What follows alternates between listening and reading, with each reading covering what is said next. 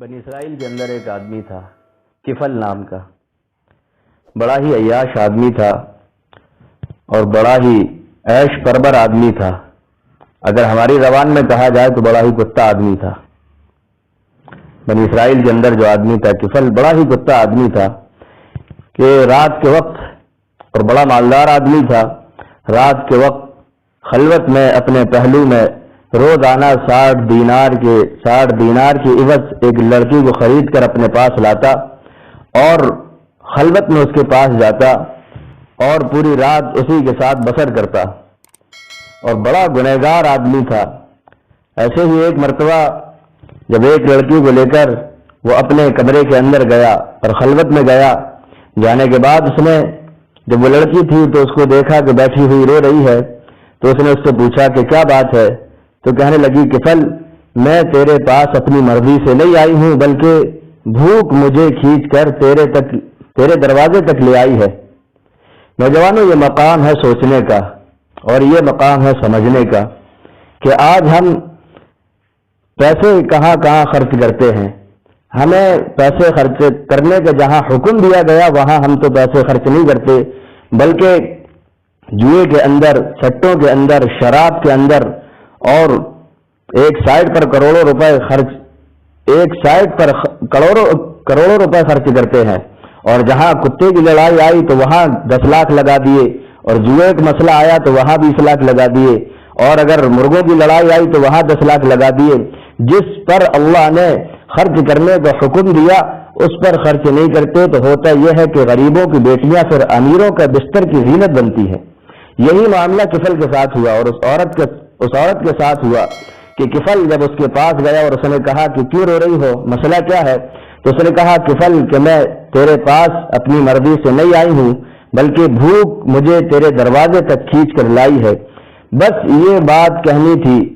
اور یہ بات کفل کے کانوں کے سوراخ کی وادیوں سے، دل کی وادیوں کے اندر جب اتری تو کفل نے فوراً آ کر کہا کہ بہن مجھے معاف کر دو، میں بڑا ہی ذلیل آدمی ہوں، میں بڑا ہی کتا آدمی ہوں۔ اور اس نے جتنے دینار کے بدلے اس کو خریدا تھا وہ دینار اس کو دے دیے اور اس کو اپنے گھر رخصت کر دیا، اور جاتے جاتے اس نے ایک بات اور کہی تھی کہ بہن میرے لیے اللہ سے دعا کرنا کہ اللہ میری مغفرت کر دے، اللہ مجھے توبہ کی توفیق عطا فرما دے۔ تو جب وہ لڑکی اپنے گھر گئی، جانے کے بعد جب اس نے دعا کی، اور اچانک اسی رات کفل کو موت آ گئی۔ آنے کے بعد جب موت آئی تو لوگ اس کے پاس جانے کو مناسب نہیں سمجھ رہے تھے کہ اس کو دفنانے کے لیے، اس کو کفنانے کے لیے اس کا کوئی انتظام کرتے۔ جب اس کو موت آئی تو صبح جب لوگوں نے اس کی دیوار کے اوپر دیکھا تو اس کے اوپر لکھا ہوا تھا غفر اللہ للکفل، کہ اللہ رب العزت نے کفل کی مغفرت کر دی۔ عزیز دوستو، یہ مقام ہے سوچنے کا، سمجھنے کا کہ اللہ رب العزت تو ارحم الراحمین ہے، ہمارے بڑے سے بڑے گناہوں کو معاف کرنے والا ہے۔ ہماری پتہ نہیں کون سی ادا اللہ کو پسند آ جائے اور وہ کب ہمیں معاف کر دے کہ ایک عورت کو بلی کو باندھنے کی وجہ سے جب اس بلی کی موت آ گئی، عبادت گزار عورت تھی تو اللہ نے اس کو جہنم رسید کر دیا، اور ایک وہ زانیہ عورت تھی اور اس نے ایک بھوکے اور پیاسے کتے کو پانی پلا دیا تو اللہ رب العزت نے اس کو جنت کے اندر داخل کر دیا۔ یہ مقام ہے سوچنے کا، سمجھنے کا کہ ہمیں اپنی پوری زندگی اللہ کے حکموں کی تابع بنا کر گزارنا ہے۔ جب انسان اپنی جوانی کی مستانی کے اندر جب مست ہوتا ہے، اور جب مستانی جوانی میں جب انسان رات کے وقت، تہجد کے وقت مصلی کے اوپر کھڑا ہوتا ہے تو پھر اس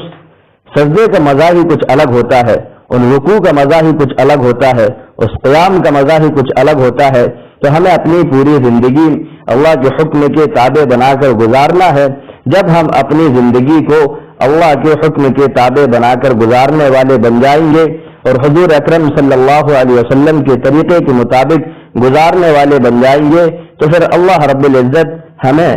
دنیا کی عظیم نعمتوں سے نوازے گا۔ بنی اسرائیل کے اندر ایک آدمی تھا اور گناہوں کے اندر بڑا مست تھا، اپنی پوری جوانی اس نے گناہوں کے اندر لگا دی۔ جب بنی اسرائیلیوں نے جب اس کو مصر سے نکالا اور وہ بائیکاٹ کر دیا جب مصر سے، تو جنگلوں میں پھرتا رہا، مارا پھرتا رہا، کھانے کے جب پورے کے پورے اسباب ختم ہو گئے اور کوئی سہارا سامنے نہیں تھا، تو اس نے دائیں دیکھا کوئی نظر نہیں آیا، بائیں دیکھا کوئی نظر نہیں آیا، آگے دیکھا کوئی نظر نہیں آیا، پیچھے دیکھا کوئی نظر نہیں آیا، تو اس نے اپنی نگاہ کو آسمان کی طرف اٹھایا اور اللہ سے فریاد کی کہ اے اللہ، سب انسانوں نے مجھے چھوڑ دیا ہے،